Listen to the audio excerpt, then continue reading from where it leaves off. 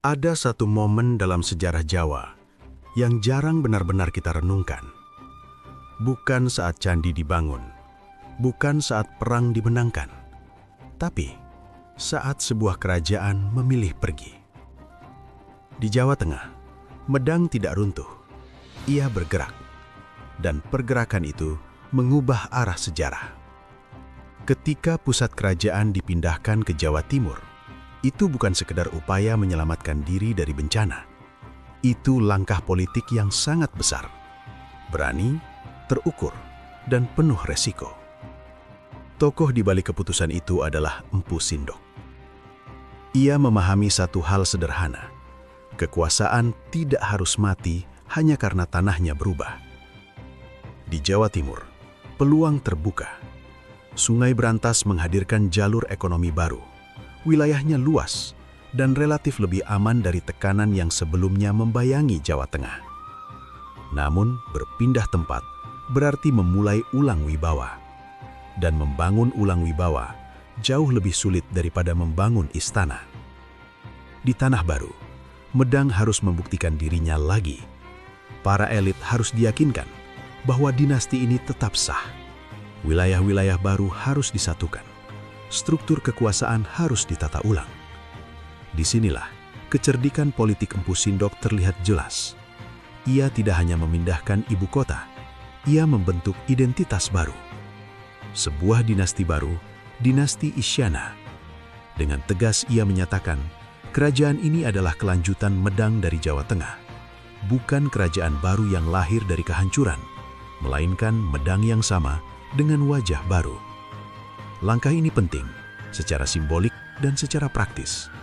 Simbolik karena menandai babak baru, praktis karena legitimasi diperkuat melalui garis keturunan yang jelas. Dan sejak saat itu, pusat politik Jawa benar-benar bergeser ke timur.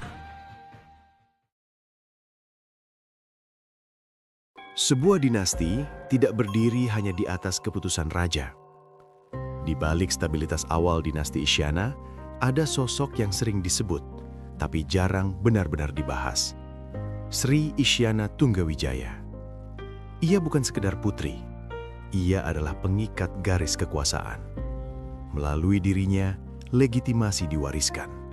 Melalui pernikahan politiknya, aliansi diperkuat. Melalui keberadaannya, kesinambungan dinasti menjadi nyata. Sejarah sering keras pada perempuan. Namanya dicatat, perannya disederhanakan.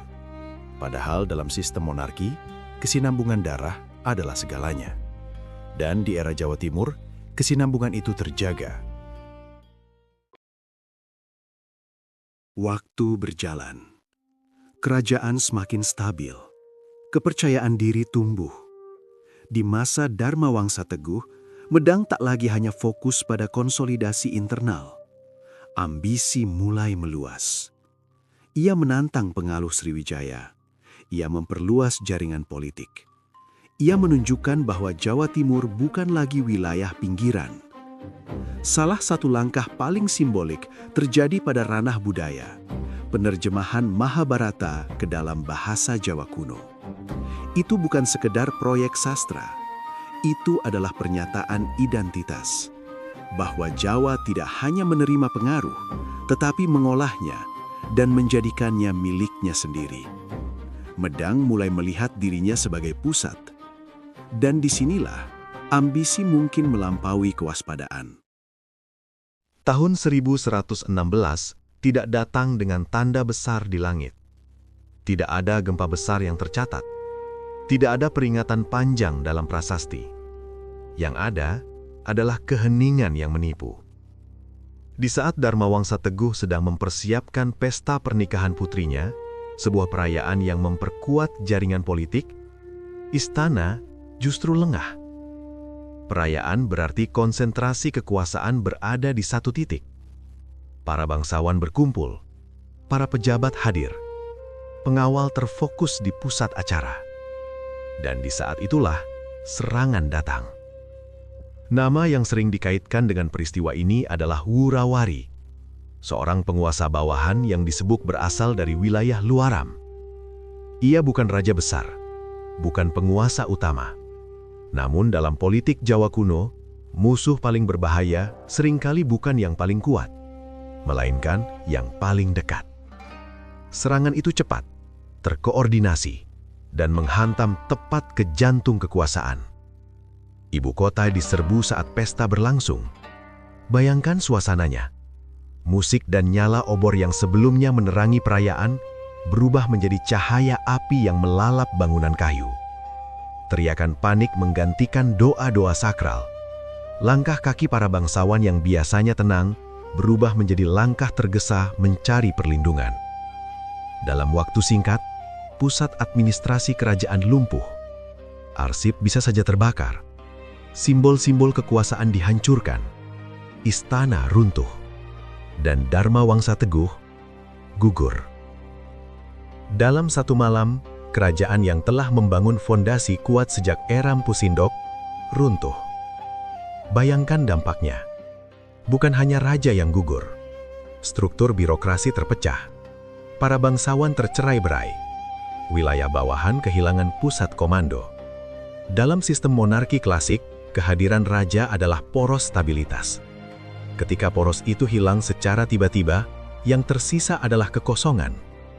Dan kekosongan selalu berbahaya. Beberapa wilayah mungkin segera memisahkan diri. Sebagian elit mungkin membangun kekuatan sendiri. Sebagian lagi mungkin memilih menunggu, melihat siapa yang akan muncul sebagai penerus. Inilah momen paling rapuh dalam sejarah Jawa Timur awal. Namun, di tengah kekaosan itu, satu hal penting terjadi. Seorang pangeran muda berhasil melarikan diri. Ia bukan tokoh utama malam itu. Ia bukan raja. Ia bukan pemegang kekuasaan. Ia hanya pewaris garis darah. Namanya Airlangga. Ia menyaksikan kehancuran itu. Ia menyaksikan istana terbakar. Ia menyaksikan dunia lamanya hilang. Dan mungkin di saat itulah mentalitasnya terbentuk. Karena seseorang yang lahir dalam kemewahan istana akan memerintah dengan cara berbeda dibanding seseorang yang tumbuh dari reruntuhan. Pralaya Medang bukan hanya akhir sebuah kerajaan. Ia adalah ujian terhadap ketahanan tradisi politik Jawa. Apakah legitimasi hanya bertumpu pada bangunan dan istana? Ataukah ia hidup dalam ingatan, dalam garis keturunan, dan dalam kemampuan untuk bangkit kembali? Jawaban belum terlihat pada tahun 1016. Yang terlihat hanya abu, api yang masih menyala di sisa-sisa bangunan, dan masa depan yang gelap.